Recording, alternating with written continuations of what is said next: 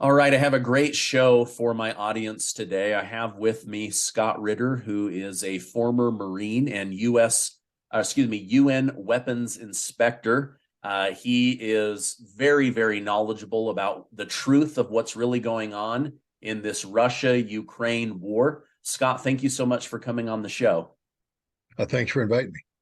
All right, a lot has happened since the last time you and I spoke, so I'm just going to jump right in. Within the last day or so, down in the southern part of Ukraine, there was a dam called the Nova Kakhovka Dam. Ukraine is accusing Russia of blowing up the dam. It's caused tremendous amounts of damage. Citizens are fleeing for their life. Livestock is drowning. It's an ugly situation. However, Russia is accusing Ukraine of blowing up the dam. Can you give us any insight to what's going on with this situation? And do you have any suspicion about who is really behind the exploding of this water infrastructure, this dam in South Ukraine? Well, first of all, we have to understand that this is a horrific event, and it's going to impact the lives of hundreds of thousands of people. Um, it it's not going to be reversed for some time, meaning that the damage that's being done is near to permanent as it's going to get. This is changing in a dramatic fashion the lives and the livelihood of millions of people. There will be an ecological impact too on not just the river but also the Black Sea, and so this is a catastrophe, not just a minor little incident. This is a very, very big deal. Um, who did it? One of the key questions that people ask in the legal profession when something of this nature occurs is the concept of a cui bono. Who benefits? Who benefits the most from this? Um, there's no benefit for Russia whatsoever. Um, you you know this flooding is primarily impacting what they call the left bank of the Dnieper River. That's where the Russians had built fortifications. They had extensive minefields, they had entrenchments, et cetera. Those are all flooded. They're gone. So why would Russia build a network of defenses only to flood it out? Um, Two, the Russians were using the reservoir that was north of the dam as a water barrier to hold the Ukrainians back. By blowing up the dam, you're draining this barrier, making it actually easier for the Ukrainians to cross the river. And when you use the water as a barrier, that means that you've incorporated that into your defensive plan. And by eliminating that barrier, it means the potential for Russia's defenses in that area being inadequate to the task of defending against a concerted Ukrainian attack is real. So Russia doesn't benefit from this militarily. From standpoint of the economy, um, two things. One, this will severely impact water supplies to the Crimea Peninsula. The Crimea Peninsula operates on a canal that's fed by the river, and the disruption of the flow of this river will impact that. So it's going to severely reduce the amount of water available to the Crimea. And this is after Russia made a point of reopening this canal and getting the water flowing back in. So again, that's Russia shooting itself in the foot for doing this. It also will have a potential detrimental impact on the Zaporizhia nuclear power plant. When Russia is in the business of trying to uh, convince the world that this plant is safe, that continued operation under Russian control is in the best interest of the world, why would it create the conditions that allows the world to question the safety of this plant? Now, everything I just said means that it is Ukraine that benefits the most from this conflict. And there's an additional aspect to this. There's a lot of Ukraine fatigue right now. The world is just tired of Ukraine, tired of funding Ukraine. There's been talk about this counteroffensive. I'm sure we'll talk about that in a minute, but it's not going to succeed. And the world knows it's not going to succeed. Ukraine knows it's not going to succeed. So what Ukraine needs is a catastrophic event that rallies international support around Ukraine by blaming Russia for something big. And already Ukraine is talking about taking this issue to the Security Council of the United Nations and using it as a mechanism to get more sanctions imposed on Russia. So politically, it's Ukraine that's benefiting the most from this. And lastly, is the direct forensic evidence. Ukraine has been shelling this dam, striking it with multiple launch rocket systems, HIMARS, the American provided HIMARS system, for months now. It's not Russia attacking the dam, it's been Ukraine attacking the dam. And it was a Ukrainian general who last year said, we need to practice destroying this dam because there could come a time when it's in our benefit to destroy this dam. And they actually tested out by firing HIMARS rockets against it. And the conclusion he reached was, yes, we can destroy this dam anytime we want to. Russia actually warned the world about this potential back in October when they published a letter at the Security Council of the United Nations. So I think if we take politics aside, all the political statements, we just look at the direct evidence and who benefits.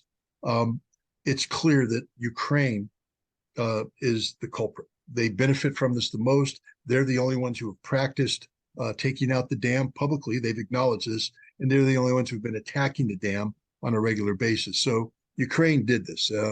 Whether the United States is going to come to that conclusion, whether the international community will come to that conclusion is another question. But there's no doubt in my mind that Ukraine is behind this attack.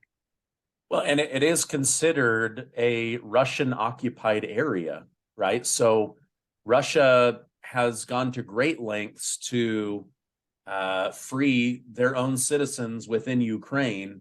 Why would they then attack their own Russian occupied area, which downstream would damage them in multiple locations? It doesn't make sense. And again, the media is going back and forth. It's such a new story, but they do seem to want to, as you mentioned, turn this into an international crime very, very quickly without any fingerprints or evidence or anything like that.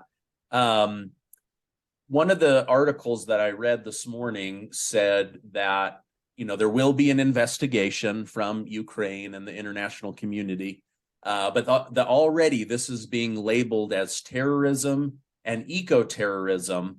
Do you think that they're elevating it to that level of language, again, to rally the international community to Ukraine's side?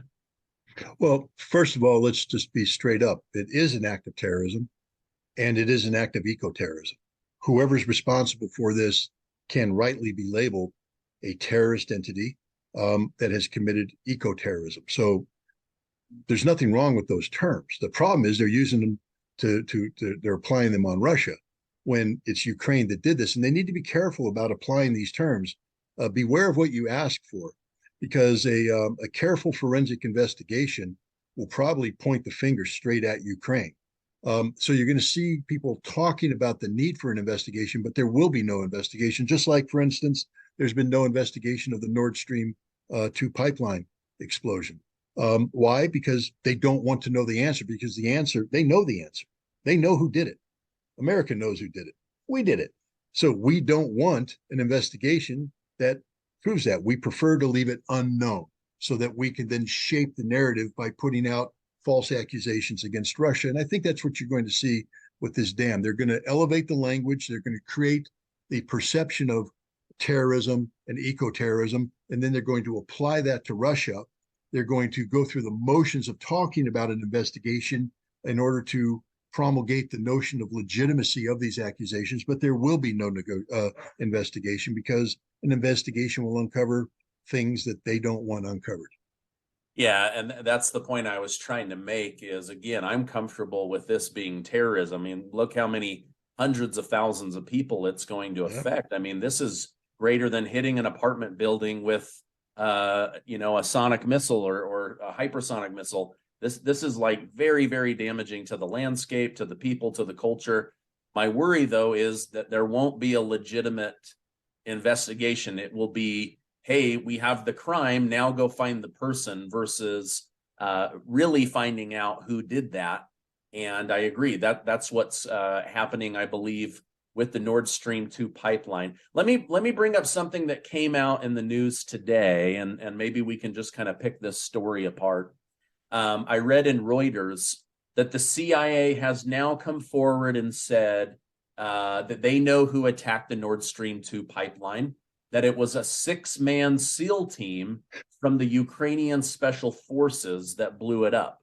Now, the Daily Mail says the CIA is saying that, but really what the CIA is trying to cover up is the fact that within the leaked Pentagon papers from Jack Teixeira, it says in that the United States knew 3 months in advance about the detonation of this by Ukraine. But here's the whole point of all of this is whether the United States did this or whether the CIA or these Pentagon papers show that it was indeed a team from Ukraine. Why would the United States stand by idle and allow a partner and a NATO nation of Germany to be economically damaged, financially damaged, physically damaged in order to benefit Ukraine, who isn't a part of NATO, who doesn't really have a relationship with the United States? Why in either scenario was the United States so willing to throw Germany under the bus? Well, first of all, the notion that Germany is this close ally of the United States is a wrong notion. Remember under the Obama administration, it was exposed that we were tapping into the phones of Angela Merkel, the chancellor of Germany. We were spying on her personal phone calls. Do friends do that? No. Also understand that we have been at odds with Germany over their energy policy vis-a-vis the Soviet Union and then later Russia since the 1960s, 1970s. We've been telling Germany, West Germany, and then unified Germany, you don't want to become over-reliant upon Russian energy. And so Germany's insistence on gaining access to cheap Russian oil, cheap Russian gas has been problematic from an American standpoint. And we've been talking about shutting down these pipelines for some time now. Senator Ted Cruz has led the charge in the Senate to bring this about. And it was Joe Biden himself back in early last year, early like this year, I guess, said with Olaf Scholz right there in front of him that if the Russians, he said it in 2022, if the Russians make a move on Ukraine, we will shut down the pipeline. It will cease to exist. That's a confession right there. So we wanted this pipeline shut down, and I believe the evidence will eventually show that we were not only cognizant of it, but that we facilitated it. I don't know if this is a Ukrainian SEAL team. I don't know if that's a cover story by the CIA to cover up an American SEAL team. But the bottom line is we wanted this to happen. We made it happen. We're glad it happened. Look at the glee in Victoria Nuland's voice as she talks about this explosion. Listen to Ted Cruz as he's ecstatic over this happening. There's nobody in the administration that's unhappy that this occurred. Now, if Germany was our close ally and a $12 billion piece of critical energy infrastructure was destroyed, causing Germany to sink into a recession, which is what they are right now. Germany's economy used to be the most powerful in Europe. It's in recession because of this. We are responsible. We should be concerned about that. If they were truly our friends, we'd be articulating, hunt down the culprit. We'd be demanding to find out who the culprit was. But that's not what's happening. We won't allow an investigation to go forward. We have put the political or diplomatic pressure on everybody in the region to say there will be no investigation. This is why Sweden said, we know who did it, but we're closing it down because to talk about this would hurt our national security interests. Now, this is Sweden that's getting ready to join NATO, so it's not as though they're afraid of irritating the Russians. They're afraid of irritating the United States. So I think what this exposes that the United States, in the case of Germany, and I would say in the case of many nations, is a friend in name only, because friends would never do to a friend what the United States has done to Germany. Yeah, well, it's interesting. All these major newspapers keep putting out different stories, right? Like the New York Times said, "Oh, we now know for a fact it was this sailboat team. They went down and they planted this, and the United States had no knowledge of it. Now this story suddenly shows up. Then it's in these leaked documents that nobody really cared that they were being leaked until it benefited the current administration to put a lid on it. Is this all just misinformation that's part of war, or is this new to this current administration?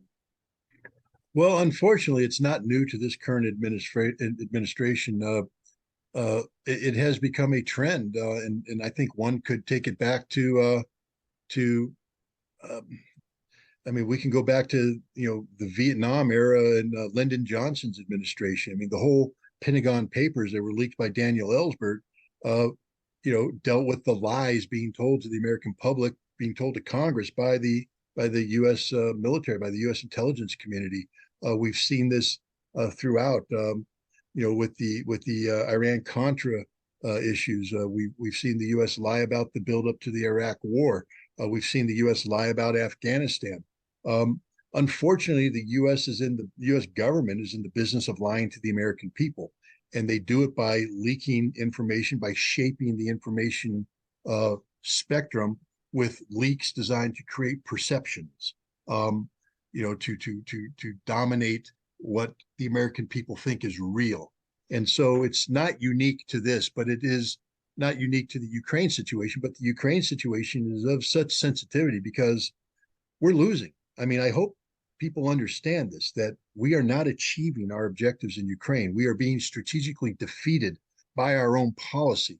Um, and the administration can't admit this, won't come out and be honest to the American people. So what it does is it leaks information designed to shape perception. And it's basically the American government at war with the American people about truth. And people need to reflect on what the First Amendment stands for: freedom of press, freedom of speech. It's not just your ability to speak, but it's your ability to hold to account the lies of government, that you have the right as a nation with a free press to expose the lies, that the government can't be in the business of hiding the lies. The government must be in the business of telling the truth. And when it doesn't tell the truth, it is the duty and responsibility of a free press to expose the lies, get to the truth. That's what they do. There's people that say, oh, why are you publishing this? Why are you publishing that? Well, because the government's not allowed to lie to the American people, and the government's not allowed to hide those lies behind classification. But that's what's happening today. Yeah, no, I hear you, and even right here on this very platform, which I love YouTube. They censor things and they try to shape a narrative, and they're blocking certain people running for president to get access on the Trump side and on the RFK side.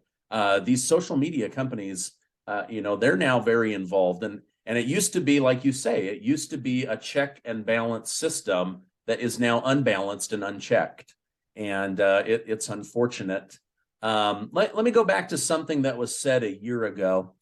President Biden said sending F-16 jets would signal World War III, or basically we would be in World War III. Now he's offered Ukraine F-16 jets, training, the whole kit and caboodle. Russia says they're actually very worried about what the United States is doing, because these jets could be retrofitted to deliver nuclear payloads into Russia. And they strongly advise the United States to back off of this escalation. What are your thoughts on the jets? What are your thoughts on Russia's worry about a nuclear payload that could reach Russia? Well, I'm loath to speak on behalf of Russia, meaning that I don't have any particular insight. Um, what I will say is this: that Russia is the master of escalation management. Um, you know, Russia wants to win the conflict in Ukraine in a way that does not drag NATO into the conflict. And so there's been a lot of effort to create provocations designed to have Russia overreact. Russia has done its own fair share of very tough rhetoric from the very beginning. They said if NATO intervenes in Ukraine, that Russia will use all the resources at its disposal in response, which hinted at nuclear weapons. So, Russia has used rhetoric as well. But let's look at it from the Russian perspective for a moment. Joe Biden himself says that the introduction of the F-16 will bring about World War III. It's not Russia saying that. It's Joe Biden. He says if we introduce the F-16, it'll bring about World War III. So there's apparently some sort of underlying logic in Joe Biden's statement. Now Joe Biden is saying we're going to provide Ukraine with F-16s. And from the Russian perspective, they're trying to understand how you go from starting World War III to saying it's okay to provide them.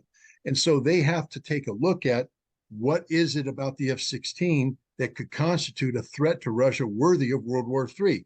The F-16 airframe itself is an old airframe. I mean, it was designed in the late 1960s, fielded in the 1970s, and many of these aircraft are older than the pilots that fly them, especially the ones that they're talking about giving to Ukraine.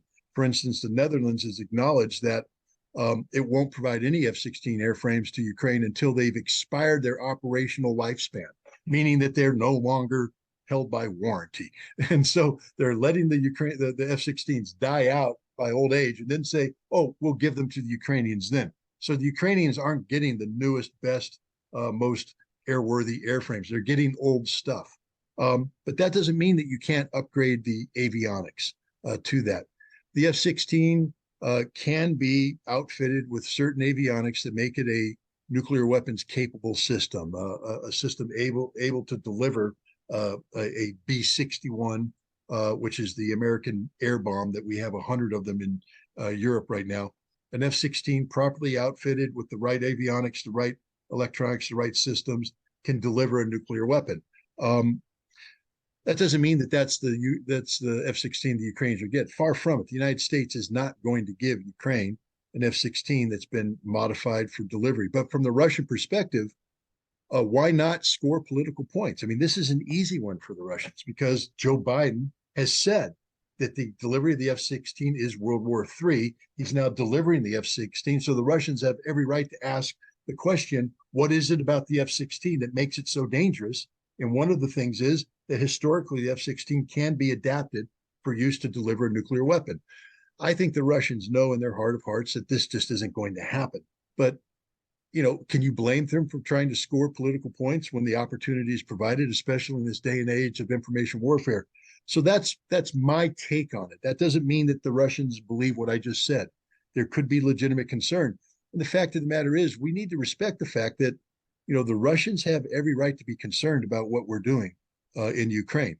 And what we're doing is very dangerous, and it's provoked some dangerous Russian responses. For instance, in Belarus, the Russians have deployed, they've trained the Belarus Air Force and Army to use aircraft and tactical missile delivery systems, the Iskander-M, so that they can deploy nuclear weapons. And they're deploying nuclear weapons onto Belarusian soil. So if there's ever a nuclear conflict, they can be transferred to the Belarusians, who they can then fire nuclear weapons against NATO targets. Belarus is also bringing out of mothballs the old strategic missile bases that used to hold the SS-20 and the SS-25 missile systems. Now the Russians have a system called the YARS, or the Topol-M, which is a mobile missile system. These bases can house that. The Ukrainians are in the business of reactivating these bases so that Russia can deploy those systems to Belarus if necessary. This is dangerous escalation. And so the United States and NATO needs to start to pay attention to what they're doing, because providing F-16s to Ukraine, given what Joe Biden said a year ago, is a very, very dangerous escalation. Yeah, no, I agree. And I think Russia putting nuclear weapons into Belarus. Lukashenko seems like a pretty even-tempered guy, but he is still loyal to his friendship with Putin. And so now, you know, again, once you start having multi-country potential escalation, that's where it makes me very nervous that this thing, you know, one wrong missile strike or explosion could pull all of us into another world war that takes years and years to put out the flames. I know. Or in the case of a nuclear war, we'll never put out the flames. We'll all be dead. Yeah, exactly. I know you can't speak for anyone else, but could you possibly give us some insight? What is going on with Prigozhin of the Wagner mercenary group and the Russian Federation army, and specifically Vladimir Putin? Is this real bad blood that's playing out in the media and frustration, or is this some kind of show to distract us? Is this a sleight of hand magician trick? What do you think is really going on between these two? Well, first of all, we need to understand that there's no bad blood between Prigozhin and Putin. If there were, Prigozhin wouldn't exist. It's that easy. Vladimir Putin is the commander in chief of the Russian military, and while people call Wagner a private military contractor, the reality is that Wagner works under the auspices of the GRU, which is Russian um, military intelligence. It's a highly specialized force that is funded using different mechanisms than that associated with the regular army. But these aren't mercenaries. Everybody calls them mercenaries. These are some highly skilled professionals salted in with shock troops recruited from prison. I mean, they recruited uh, tens of thousands of inmates and gave them a 6-month contract. And if they survived the 6-month contract and they behaved honorably, they get a pardon. And a lot of people took advantage of that. And these guys were used in some of the bloodiest fighting in Bakhmut. Wagner has proven itself to be one of the more capable military formations in the Russian military, especially when it comes to close quarter combat in an urban environment.